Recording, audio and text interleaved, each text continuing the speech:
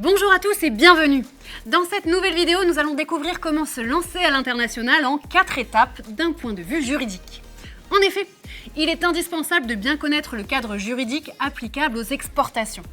Démarches, déclarations, taxes, plusieurs éléments sont à prendre en compte et surtout, la zone géographique vers laquelle vous exportez.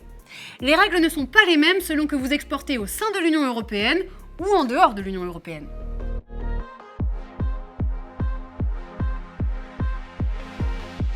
Si vous exportez vos produits ou services au sein de l'Union européenne, sachez que le principe est celui du libre-échange et de la libre circulation des marchandises. Il est donc plus simple d'exporter au sein de l'Union européenne que vers des pays situés hors de cette zone. À partir du moment où vous exercez une activité d'import-export dans l'Union, vous êtes dans l'obligation de posséder un numéro de TVA intra-communautaire. Vous ne devez déclarer vos mouvements de marchandises que lorsqu'ils dépassent le seuil de 460 000 €. Si tel est le cas, vous devez réaliser une déclaration d'échange de biens, DEB, ou une déclaration européenne de services, DES, selon votre activité. Par exemple, si en 2021, la valeur de vos exportations dépassait le seuil de 460 000 €, vous êtes dans l'obligation de les déclarer en 2022. Si vous exportez vos marchandises en dehors de l'Union européenne, vous devez être enregistré en douane et immatriculé EORI.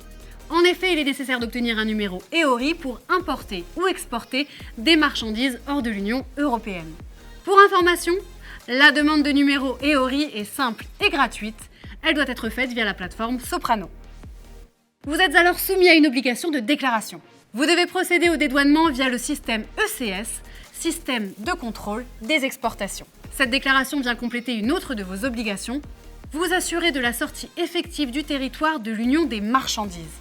En effet, vous êtes responsable de la réalisation de l'opération d'exportation jusqu'à la sortie du territoire douanier de l'Union européenne et vous devez donc vous assurer que les formalités de sortie sont bien exécutées.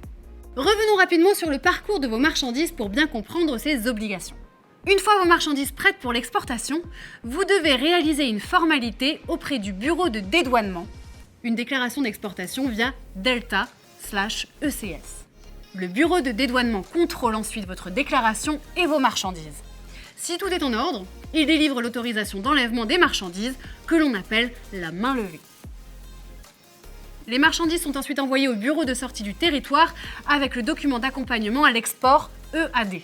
Le responsable des marchandises notifie l'arrivée de celles-ci via le système ECS et la sortie des marchandises est annoncée. En réalisant vos déclarations, vous pourrez ensuite certifier de la sortie effective du territoire de vos marchandises, notamment auprès des services fiscaux.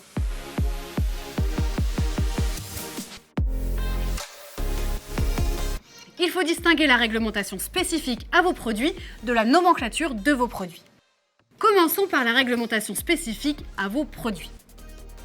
Il est indispensable de vous renseigner sur les règles spécifiques applicables à vos produits. En effet, certaines exportations peuvent être interdites, limitées ou bien soumises à autorisation ou licence. Les restrictions concernent habituellement des produits tels que les animaux vivants, les médicaments, les produits chimiques, les produits alimentaires et les biens culturels. Les règles diffèrent d'un État à l'autre, encore plus lorsque vous exportez en dehors de l'Union européenne. Alors pensez à bien vous renseigner. Concernant la nomenclature de vos produits, vous devez bien la maîtriser. Lors de votre déclaration en douane, vous devez indiquer la désignation commerciale de la marchandise exportée en précisant l'espèce tarifaire lui correspondant. Votre nomenclature détermine le taux de droit de douane à honorer, les mesures de politique commerciale applicables, les normes de sécurité et sanitaire à respecter, les mesures d'embargo ou de prohibition éventuelles, la fiscalité intérieure à laquelle sont soumises vos marchandises et la PAC, politique agricole commune. Il existe plusieurs niveaux de nomenclature, communautaire, européen et international, et plus de 15 000 rubriques de classement.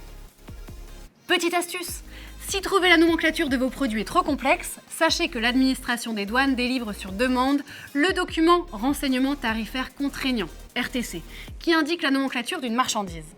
Plusieurs services en ligne sont également à votre disposition pour vous aider.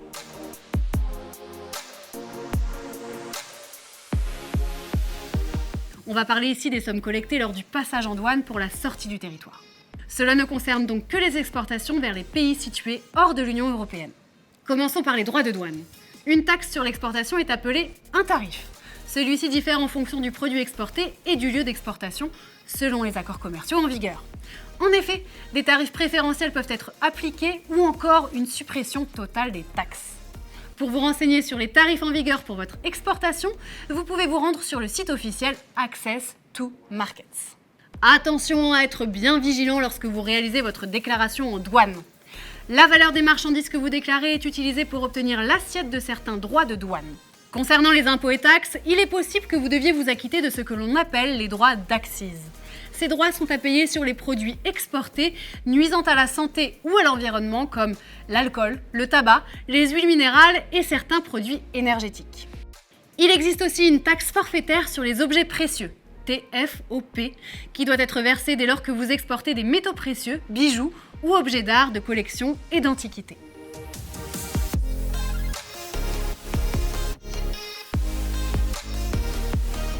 Tout d'abord, faisons un rappel des différents régimes de TVA.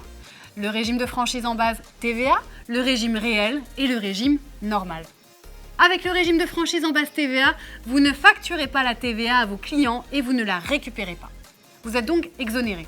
Ce régime s'applique si votre chiffre d'affaires annuel hors taxe ne dépasse pas 34 400 € pour les prestations de services et 85 800 € pour la vente de marchandises.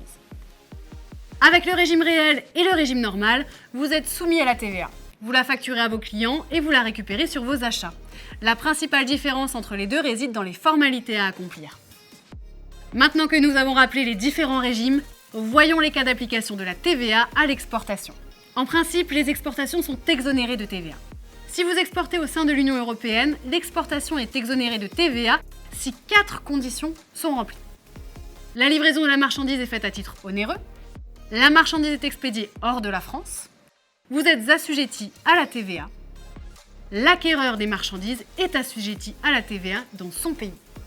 En pratique, vous devez mentionner sur vos factures votre numéro d'identification de TVA et celui de l'acquéreur avec la mention exonération de TVA.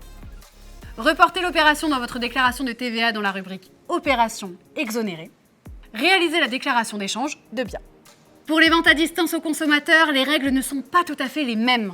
Vos exportations seront soumises à TVA si votre chiffre d'affaires annuel sur ces opérations dépasse 10 000 €. Si vous exportez en dehors de l'Union européenne, les exportations de marchandises sont exonérées de TVA. Pour que cette exonération soit appliquée, il est nécessaire de détenir un numéro EORI, d'enregistrer l'opération dans votre comptabilité et de bien remplir le document administratif unique à l'exportation. Merci pour votre attention et à bientôt.